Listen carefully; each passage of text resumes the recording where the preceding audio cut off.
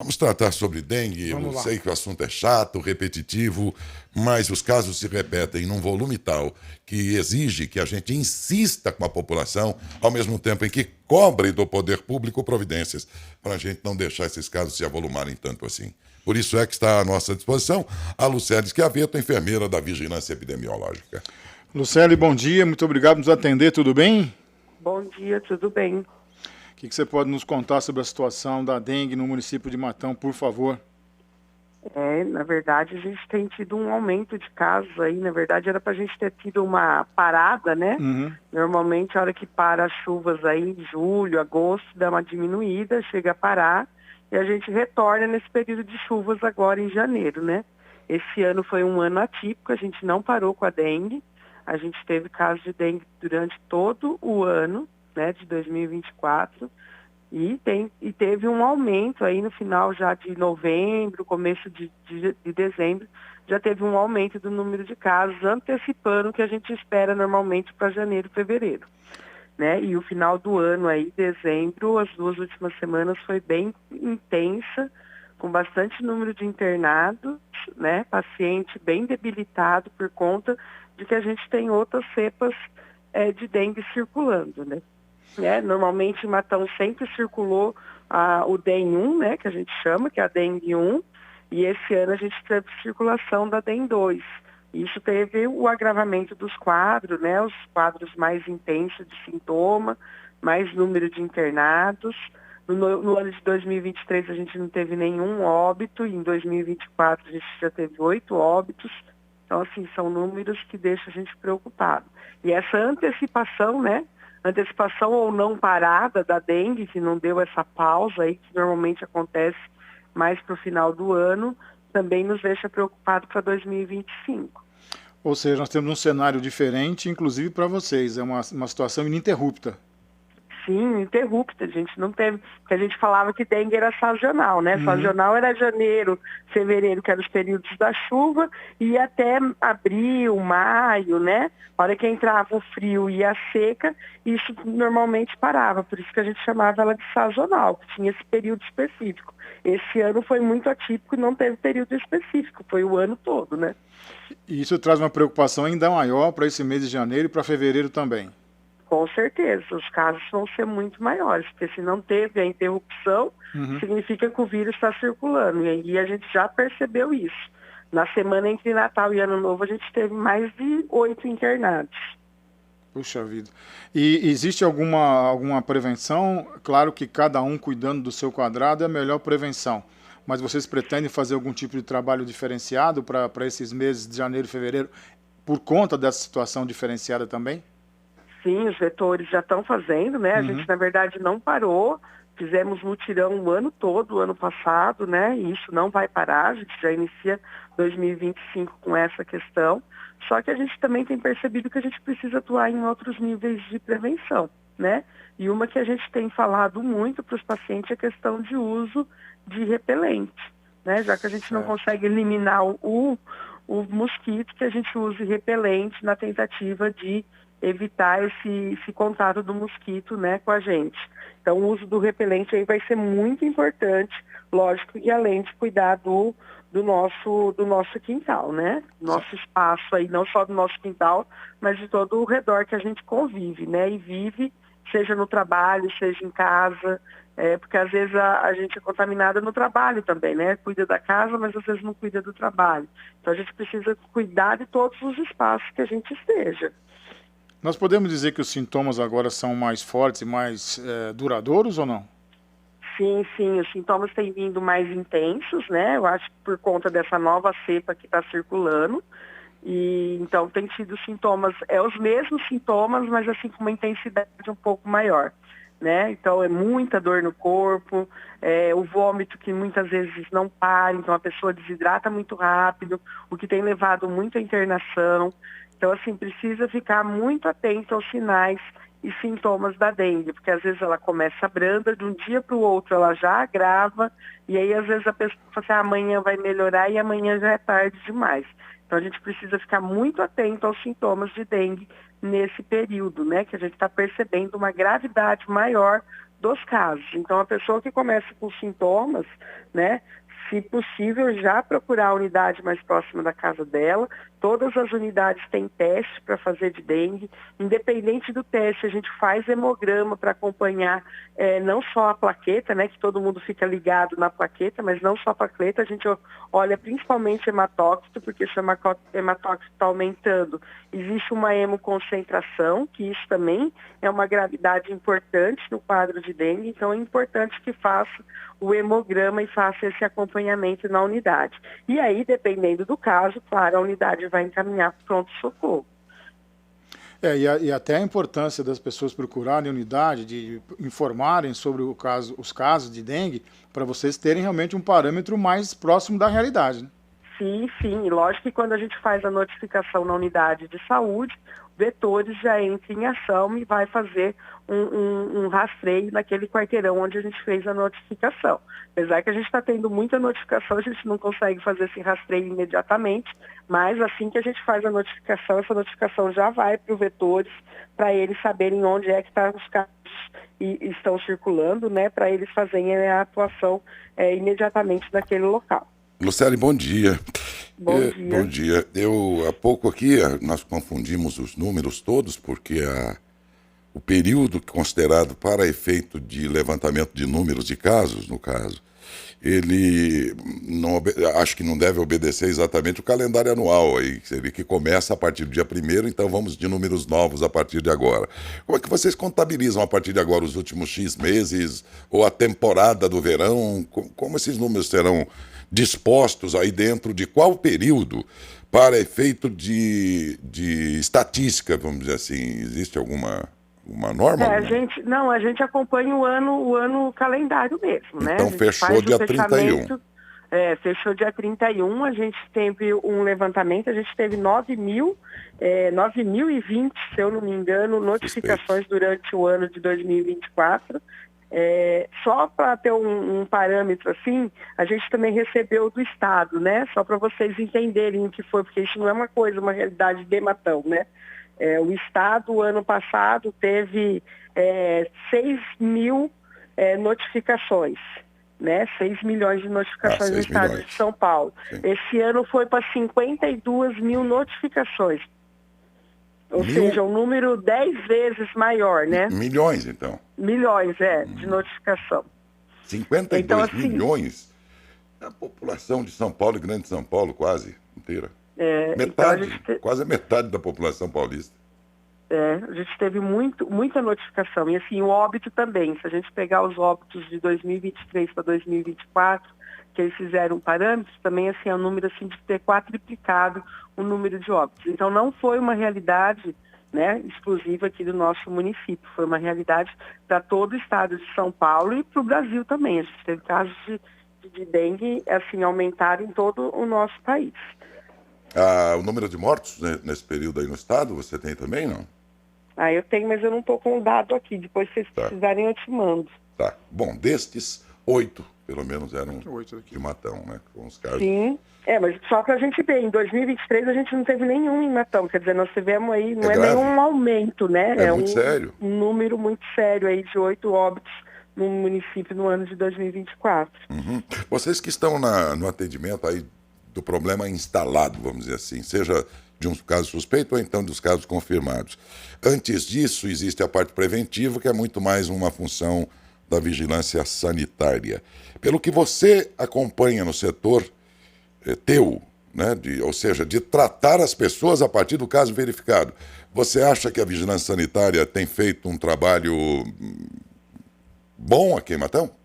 Tem sim, eles têm feito, foi o que eu disse, né? O ano passado fizemos vários arrastão, praticamente no final de semana tinha arrastão, e assim, a gente intensificou muito casa a casa, né? As visitas, a gente tem uma meta que a gente chama de móveis especiais, que são onde tem um número de aglomeração de pessoas muito grande, então que são escolas, que são lugares onde tem concentração de muitas pessoas. Eles fazem um trabalho todo mês nessas unidades, né, que a gente chama de grande concentração, principalmente nas repartições públicas, então entre as unidades de saúde, escola, vários departamentos aí e também órgãos privados também que eles fazem essa atuação, que são as empresas, né, onde também tem bastante pessoas que vivem, né, que foi o que eu disse, o trabalho também, muitas vezes a contaminação acontece no trabalho, por isso que a gente precisa cuidar do ambiente de trabalho também. Então a gente tem feito essas ações específicas de imóveis especiais, que a gente chama, que é onde tem essa aglomeração de pessoas, e o casa a casa que nunca parou, né? A gente tem essa intensificação de casa a casa. E assim, vou falar uma coisa aqui, o que a gente faz, né? Quando a gente faz a reunião, que a gente tem uma sala de situação de dengue, que a gente faz reuniões aqui toda semana, o que a gente, pelo menos o que a vigilância sanitária traz pra gente, é que todos os focos que são encontrados estão dentro da casa das pessoas. Em quais situações econômicas dessas pessoas? O mosquito é democrático, ele não quer nem saber a conta bancária do cara, pode ser rico, pobre. O mosquito voa e vai onde tiver o que lhe interessa, que é o sangue da gente, e com isso transmite a doença. Daí a minha pergunta, há predomínio de bairros mais pobres e de bairros mais ricos? Ou de bairros mais ricos? Não, a distribuição é muito igual. Porque a gente encontra larva, né? Pelo menos o pessoal dos vetores fala. Em pote de cachorro, né? O principal aí, o campeão, a vasilha do cachorro, que muitas vezes as pessoas trocam a água, mas não lavam a vasilha, né? Então precisa passar a bucha, porque o ovo fica na parede, né? Do pote. Então não basta só jogar aquela água fora e pôr outra água, precisa passar a bucha, pelo menos uma vez por dia naquele pote. Outro local que a gente tem encontrado é os reservatórios de geladeira, né? As geladeiras frost freeze aí que faz o descongelamento, ela tem um depósito atrás. Então é importante que a gente coloque um pouco de detergente nesse depósito, que isso inibe a reprodução do mosquito. E os ralos, né? Muitas vezes os ralos também são os locais onde a gente acaba encontrando as larvas. Calhas. Calha também. Também temos as calhas, que aí é uma questão mais difícil, né? Que a gente não consegue fazer muito controle. E por isso que a gente fala da importância de usar o repelente. Além de cuidar, porque vai sempre ter um lugarzinho que talvez a gente não consiga eliminar aquele criadouro, daí a importância da gente usar o repelente também. Um depósito de água natural, pelo próprio uso e função que tem no vaso sanitário, chega a ser encontrado na água parada? Chega a ser encontrado se não faz uso, né? Por exemplo, um banheiro que fica lá que a pessoa não usa todo dia ou usa, sei lá, só no final de semana, por exemplo, um banheiro de área externa ou de área de lazer, essas coisas, a gente encontra sim. Porque não faz uso diário. Porque quando a gente faz uso diário, a própria descarga não deixa fazer esse acúmulo da larva usar, né? Mas quando a gente deixa a água lá parada, aí sim no uso acaba fazendo um depósito, né? Um local apropriado para eles colocarem os ovos. Ô, Lucélia, eu sei que também não é especificamente da sua área, mas normalmente a população pede muito a realização de chamado fumacê. Mas tem informações de que fumacê tem uma ação muito mais psicológica do que eficaz mesmo contra o mosquito. O que você pode nos dizer? Realmente, o fumacê não é 100%, né? Ele não consegue eliminar, porque assim, elimina o mosquito adulto. Mas a larva, o ovo, tudo isso, daí 2 dias está tudo de novo aí, entendeu? Então o fumacê é como você disse, ele só elimina o mosquito adulto. A polpa, a larva e o ovo ele não consegue pegar. E aí daí 2 dias, se a larva já virou mosquito, o ovo já está virando larva, então não tem muita eficiência, gasta-se tempo, desprendimento de serviço, né, do trabalhador. Tem todo um trabalho de tirar todas as pessoas de dentro de casa para fazer isso. E assim, a eficiência é duradoura aqui de um dia, porque no outro dia as larvas já virou mosquito e aí isso voltou tudo, entendeu? Teria que passar o fumacê todo dia, não dá, né? A gente não consegue. Claro.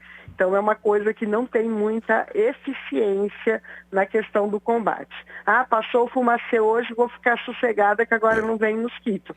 Não vem os que estavam adultos. Ou amanhã, hora que as larvas virarem mosquito, já está lá de novo. Que é o tal efeito psicológico sobre o qual falava aqui o Tadeu. Quer dizer, o fumacê dá a impressão nas pessoas, e agora estou Sossegado. imunizado, estou sossegado. E não é tão eficaz assim. O bom mesmo, dizem, é aquela aplicação do inseticida costal, que eles falam, né? Com aquela máquina na costa, e aplicar dentro da residência. Não é isso? Mas você imagina, 28 mil residências, como é que você vai fazer isso? Não tem como, né? Há ainda a rejeição de pessoas por temerem que o cidadão que está na casa dele lá... É porque isso diz que acontecia muito. Isso, às vezes, bairros mais ricos, as pessoas temiam que... Às vezes a pessoa podia ser Não uma davam pessoa acesso, né? disfarçada, não davam acesso. Chegou um momento aqui, eu me lembro, que tiveram que ameaçar com ações na justiça para dar o direito de entrar e fazer o trabalho da vigilância. Chegamos a esse extremo nos últimos tempos ou não? Sim, ainda temos algumas resistências, tem muitas residências que a gente não consegue acesso, algumas por conta do horário, né, que as pessoas todas saem para trabalhar e não estão no horário que a vigilância sanitária trabalha, daí por conta disso fazemos os mutirões de final de semana para tentar pegar essas casas, mas temos casas que a pessoa está e não deixa a pessoa entrar e a gente entra com pedido, sim, judicial para entrar naquela casa, principalmente se tiver denúncia, né? Porque muitas vezes a gente tem piscina, né? Que nem vocês falaram de bairro mais nobre. A gente tem bairros mais nobres que tem piscina, que às vezes tem esses banheiros, essas coisas que ficam, né, numa área externa que não é usada diariamente e muitas vezes é encontrado larvas nesses locais. Então, assim, a gente tem um pouco de resistência, sim. Um pouco menor eu tenho percebido, mas a gente ainda encontra essa resistência. Só para encerrar de minha parte, Lucélia, sobre vacina contra a dengue. A nossa expectativa não tem novidade. A nossa expectativa é que esse ano venha para o município de Matão, né? Tá. O ano passado que iniciou-se as vacinações contra a dengue, a gente teve alguns municípios contemplados e eles usaram alguns critérios, mas como eles usaram os dados de 2012 a 2023, né, e a gente não teve nenhum óbito, não teve casos graves, poucas internações, nosso município não foi incluído nos critérios que eles utilizaram para fazer a distribuição de vacina. A expectativa é que esse ano a gente receba, né? Só que também é o que eu estou dizendo, né? Os municípios que receberam jogaram muita vacina fora, porque a gente ainda tem uma resistência das pessoas a tomarem vacina, porque é nova, porque não sei o quê. A velha E história. aí a gente soube, né? A gente soube, porque a gente tem um grupo aí de vigilância aqui da região, os municípios que receberam tiveram alguns que tiveram dificuldade em atingir a meta, em fazer o uso de toda a vacina, porque a população tinha essa resistência. A história do virar jacaré, né? Eu não costumo entrar, não gosto de entrar nessa questão ideológica e tudo, mas chegar um momento em que um líder político, ou do partido, ou quem quer que seja, que não seja da ciência, determinar o comportamento das pessoas diante de uma doença, gente... O pior é comprar ideia, né?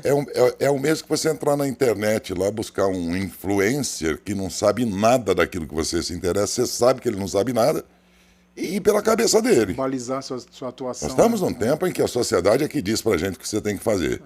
Se a gente for entrar na conversa da sociedade, mesmo que não uma pessoa só, mas dos hábitos que a sociedade tem agora, o sucesso é você ter não sei o quê, você vai lá e compra. O sucesso é você ter um iPhone de 18 mil, você vai lá e compra. O sucesso é... Você vai... Mas... É um negócio, é um processo de emburrecimento das pessoas quando se sabe que a ciência queima as pestanas para descobrir as coisas. No mínimo, ela tem que ser meu influência. Mas olha só no que deu aquela brincadeira. Um povo que era dado, ou não é, Lucélia? Um povo que era dado a vacina, até porque nós moramos no hemisfério sul aqui, em país tropical, quer dizer... É um país que já era habituado a tomar as vacinas. De repente, toda e qualquer vacina virou alvo de dúvida. Não, nem a da polio estão dando mais nas crianças. Vacinas centenárias quase colocadas em dúvida, porque houve um momento que eu acho que alguém que não é da ciência, sim, eu acho que não deve. Aí um monte de gente, parece que a gente vive uma vida de boiada. O boi vai um boi lá e ajeita aquele monte de boi atrás. Pô, dá para ir pela cabeça da gente um pouco, né? Ou pelo menos pela cabeça de quem entende. Isso causou um mal, porque ele quebrou uma tradição de confiança nas vacinas e toda e qualquer vacina ficou hoje nessa situação Agora que muita você vê gente diz que não acredita. situações de coqueluche não sei aonde, pipoca um caso de pólio não sei aonde. Mas acredita na Aí você não influencer toma na lá. dengue. Como é o nome da influencer lá? Deolane? A Deolane, dando números lá para você apostar. Acredita em coisas assim, mas não acredita na vacina. Pra você ter uma ideia, bom, não é novidade para ninguém que eu tive um problema de saúde recente. E aí recebi uma visita também, quem mandou se tomar aquele monte de vacina para Covid. Olha o que Entendeu? deu. É complicado. É? Tá, estamos vivendo momentos Legal, muito difíceis. legal. Muito difíceis. Aproveitando, então, eu vou fazer um adendo aí, porque esse ano, né, deve ser atípico não só para dengue, mas para as outras coisas. A gente tem casos de febre amarela em primatas na mata da USP aqui de Ribeirão. Então, eles têm pedido para a gente intensificar a vacinação de febre amarela, né? Olhar a carteirinha, quem não tem a vacina, fazer a vacina de febre amarela, porque está muito perto da gente aqui, né? Ribeirão está aí no pulinho. E o que as pessoas da vigilância dizem é que se tem em Ribeirão, tem em toda nossa região aqui, né? Porque esses primatas circulam. E então a gente precisa fazer uma intensificação da vacina da febre amarela. É a coqueluche, né, que vocês já disseram aí, que a gente tem tido casos, né, circulantes aqui na nossa região. Inclusive a gente teve um caso aqui em Matão, nada grave, mas a gente teve um caso. Então o vírus está circulando, né? Essas doenças que a gente diz que são emergentes ou, né, que nunca deixaram de existir, mas tiverem um controle por conta da vacinação, né, tão importante. Então, a gente precisa manter a carteira das nossas crianças, principalmente, dos adultos e toda a população atualizada por conta de que as doenças estão circulando. E pode tomar a vacina da febre amarela, que você não vai virar um canguru. Ela existe há muito tempo, é eficaz, está mais que estudada, pelo amor de Deus, né?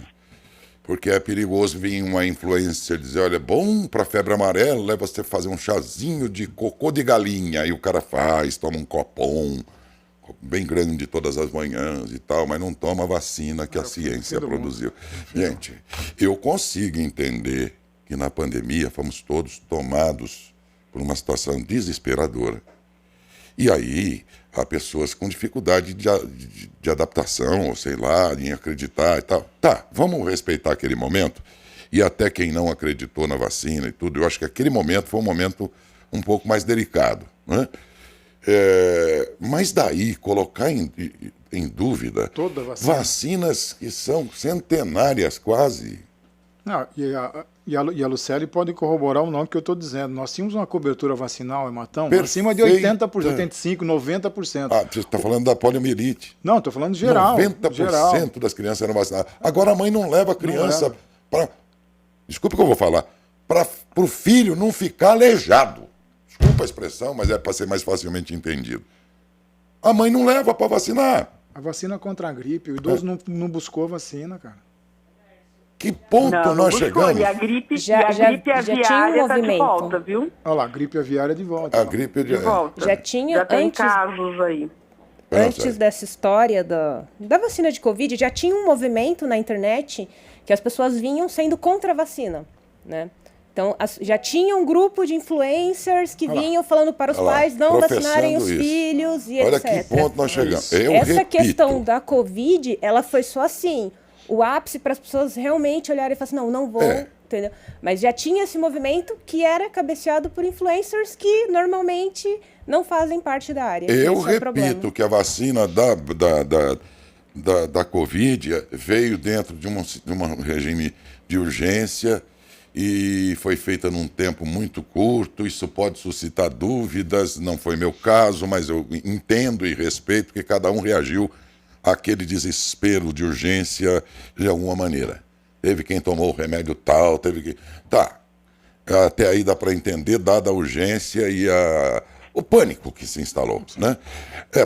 Aquela lá, vamos tentar entender então. Mas eu estou falando aqui do universo de vacinas consagradas ao longo de décadas e décadas e décadas, e que nós já tomávamos sem qualquer tipo de suspeição.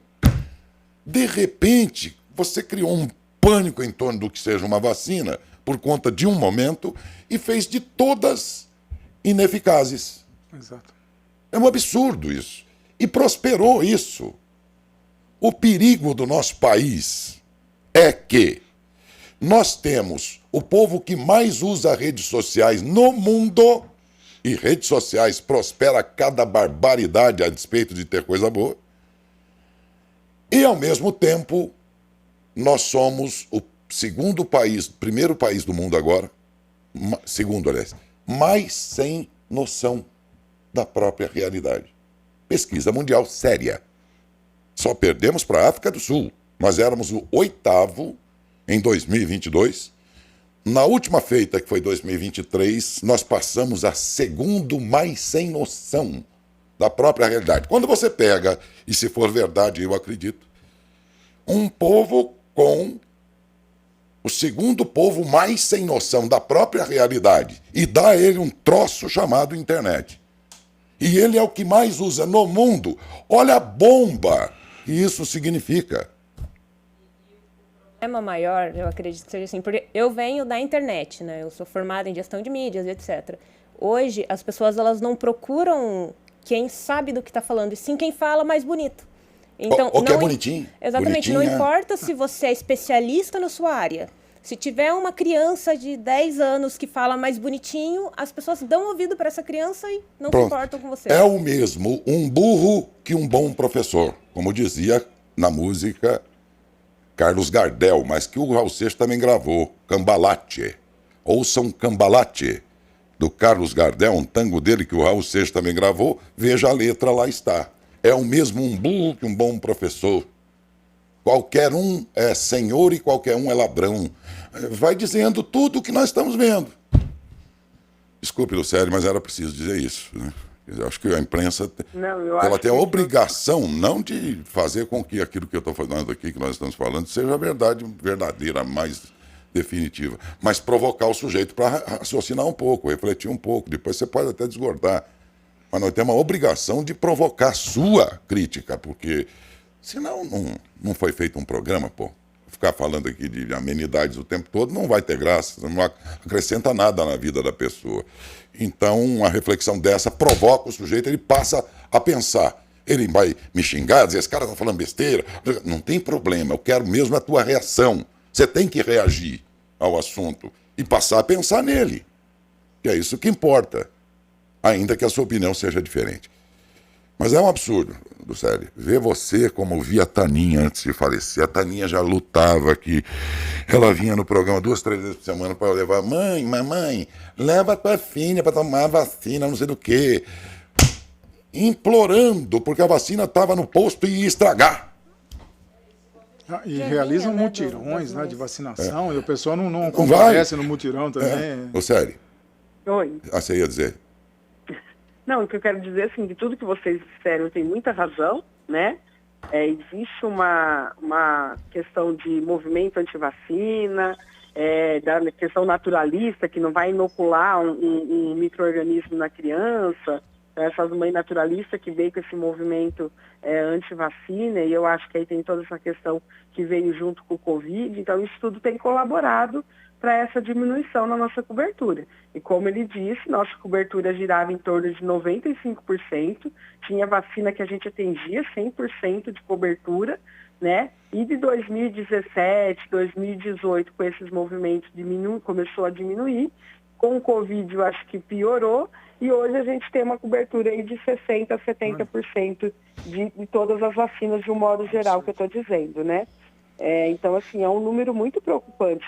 Daí o porquê que volta, né? Volta sarampo, volta coqueluche, caso de febre amarela, e tudo isso volta porque se a gente não tem uma cobertura de 100%, todas as pessoas não estão vacinadas, protegidas, o vírus começa a circular, né? Isso é claro. Então a gente tem essa preocupação.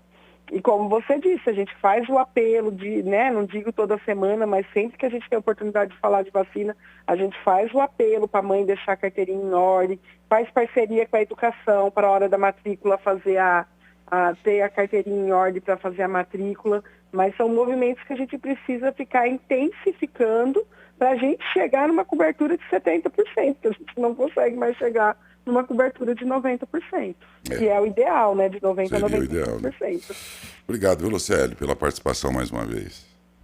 Eu que agradeço, né, e fica aí o recado, então, cuidem dos quintais, usem repelente e vacina contra as doenças que a gente já tem a vacina, né, que é tão importante. É isso aí. Lucélio Scavetto, a enfermeira da Vigilância Epidemiológica. Muito obrigado, bom dia. Bom dia.